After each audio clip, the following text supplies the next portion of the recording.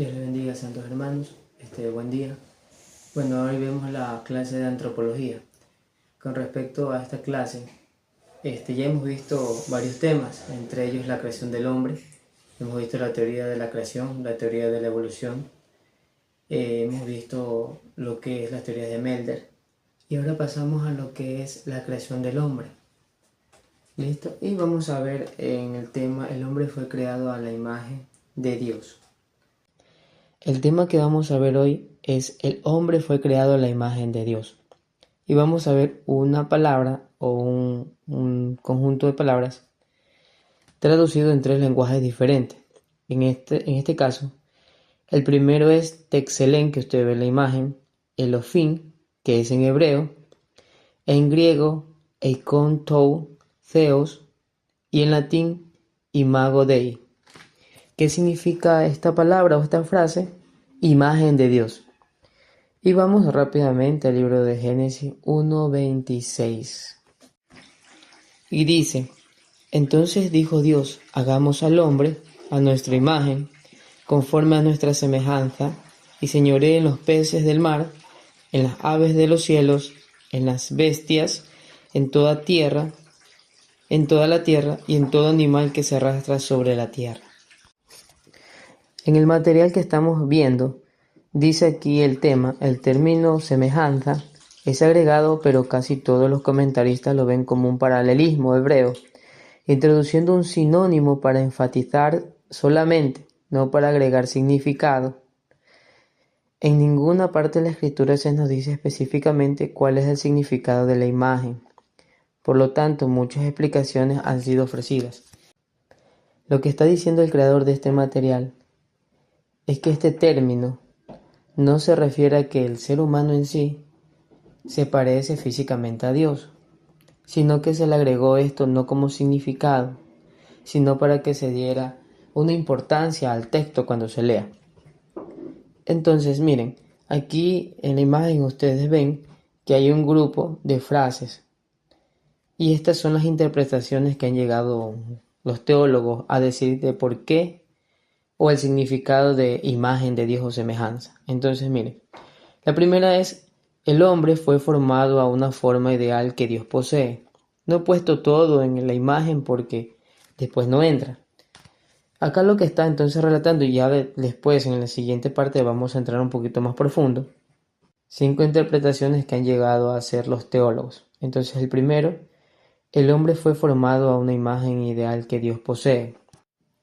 Lo que está tratando de decir en el primer fragmento que estamos viendo de interpretación es que Dios tiene una imagen ideal para el ser humano, lo creó de una forma ideal de su pensamiento. El segundo, el dominio del hombre sobre la tierra y sus criaturas. Así como Dios, ustedes sabrán que Dios es omnisciente, omnipotente, omnipresente, que todo lo sabe, que está en todos lados y que todo lo puede, y que también Él es soberano, que Él hace cuando Él quiere, como Él quiere y cuando Él quiere. Entonces Dios tiene dominio sobre toda la creación. En este caso tiene dominio sobre el clima, sobre la vida del ser humano en sí, y sobre todo el contexto o todo el universo.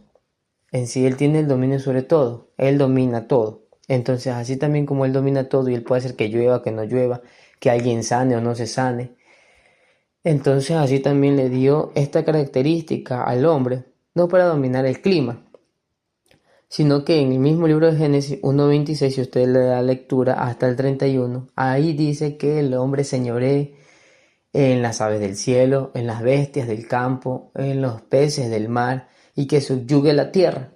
¿Qué significa esto? Que el ser humano entonces domina sobre esta tierra. No hay otro ser creado aquí en la tierra que tenga la capacidad que tiene el ser humano. Entonces, por eso dicen estos teólogos que una de las interpretaciones puede ser entonces que así como Él tiene dominio sobre todo, también le dio dominio al ser humano. Esa frase donde dice a imagen de Dios. Así como Dios domina sobre todo, también le dio autoridad de dominar al ser humano aquí en la tierra. Tercer punto: la racionalidad del hombre y su habilidad de tener comunión con su creador. La personalidad del hombre en intelecto, emoción y voluntad. ¿Qué significa esto? Que usted, como lector de la Biblia, sabrá que Dios en varios pasajes se declara y se ve que tiene intelecto, tiene voluntad, tiene inteligencia y tiene emociones. Yo les decía a los estudiantes que en el mismo libro del Génesis, cuando la maldad del ser humano se aumentó, dice la Biblia que le dolió en su corazón. Entonces, ¿qué significa esto? Que él sintió tristeza de lo que pasó con la humanidad. Entonces ahí vemos que hay una emoción.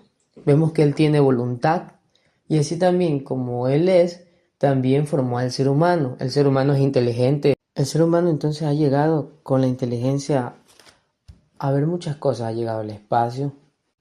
Casualmente vemos lo que es las investigaciones que han hecho a nivel del ADN. Y entonces vemos la inteligencia que el Señor le ha dotado. Por eso entonces esa es una de las cosas que dicen los teólogos, que puede ser que diga imagen de Dios es por la capacidad que Dios le ha dado que se parece a la de Él. Cuarto punto, la originalidad, santidad, justicia, naturaleza moral del ser humano. Bueno, cuando alguien está en el mundo en realidad no vive en santidad porque usted sabe que está pegado o vive en pecado, en inmundicia. Pero el día en que el ser humano es libertado, redimido, por medio de Cristo, cuando viene a Jesucristo, entonces tiene la capacidad de vivir en santidad como el Creador. Ahora, el ser humano, yo les decía a los estudiantes que el ser humano es un ser caído, en este caso porque vive en pecado, porque su naturaleza es pecaminosa, sí, pero que es un potencial o tiene un potencial para llegar a ser como el Hijo de Dios. ¿Por qué? Porque el ser humano que acepta a Cristo, entonces, desde ese día es libertado y viene un camino que Dios lo va transformando. Su misma palabra lo dice. Entonces, hasta llegar al reino de los cielos. Entonces tiene un potencial, por más que fue creado, y dice la Biblia que aunque lo hizo mucho o poco menor que los ángeles, pero lo vistió de gloria. Entonces, ahí es que viene la originalidad, santidad.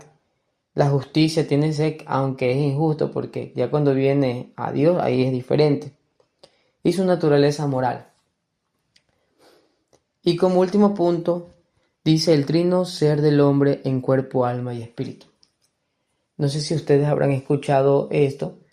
Y bueno, el detalle es que así como Dios es trino, es la Trinidad, que no está escrito en la Biblia, pero usted ve todo y varios pasajes bíblicos y se ve a un Dios de tres formas. No es tres dioses, es un solo Dios, pero que tiene tres formas diferentes. El Padre, el Creador, el Hijo, que vino al mundo a libertar al ser humano, y el Espíritu Santo, que fue enviado de parte del Padre a la humanidad hoy en la actualidad y que vive en nuestros corazones los que hemos aceptado a Cristo. Pues no.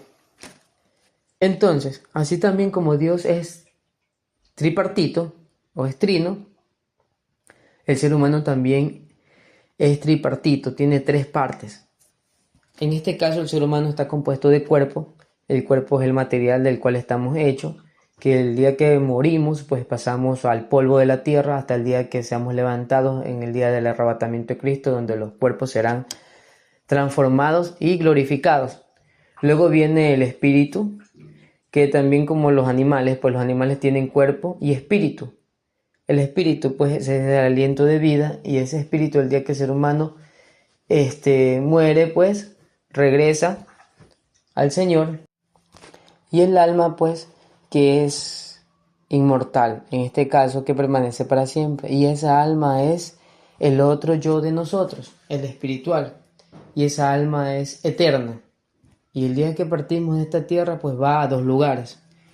O al cielo con el Señor, aquellos que le han aceptado, o al infierno, aquellos que no han creído en Cristo. Entonces, amados, dicen los varios teólogos que puede ser la interpretación de a imagen de Dios y semejanza. Pasamos a la siguiente imagen, donde vemos que dice, no es una imagen física. El material que estamos viendo aquí dice Dios es espíritu y no tiene un cuerpo físico, según Juan 4:24. Y dice, Dios es espíritu y los que le adoran en espíritu y en verdad es necesario que adoren. Entonces, el libro también de Colosenses 1:15 habla del Dios invisible. Él es la imagen del Dios invisible, el primogénito de toda la creación. Lo que nos está diciendo entonces el texto es que no podríamos tener una apariencia física del Señor porque Él no tiene un cuerpo físico, porque Él es espíritu. Ahora, hay un caso acá también de que ha aparecido en forma humana, como en el caso del ángel de Jehová en Génesis 17:18. Algo más, dice el material, dice, existe la suposición de que la postura erecta del hombre indica que éste fue modelado, según la imagen prototipo representada por el cuerpo glorificado de Cristo. Romanos 5:14. Declara que Adán era una figura de Cristo. Sin embargo, Israel tenía expresamente prohibido hacer cualquier imagen grabada de Dios en forma humana, como si Dios fuera físicamente como el hombre. ¿Qué es lo que está diciendo entonces aquí? Es que puede ser que sea el ser humano un prototipo de la imagen de Cristo. Cuando hablo de la imagen de Cristo, podría decirse que puede ser cuando Él fue glorificado, murió, resucitó y tuvo esta imagen. Entonces puede ser, dice que sea así. Cuando hablamos entonces de que no es una imagen física, podríamos también decir, cuando Adán fue formado, cuando se inició, pues, él vivía en santidad prácticamente porque era como un niño, pues, ¿no?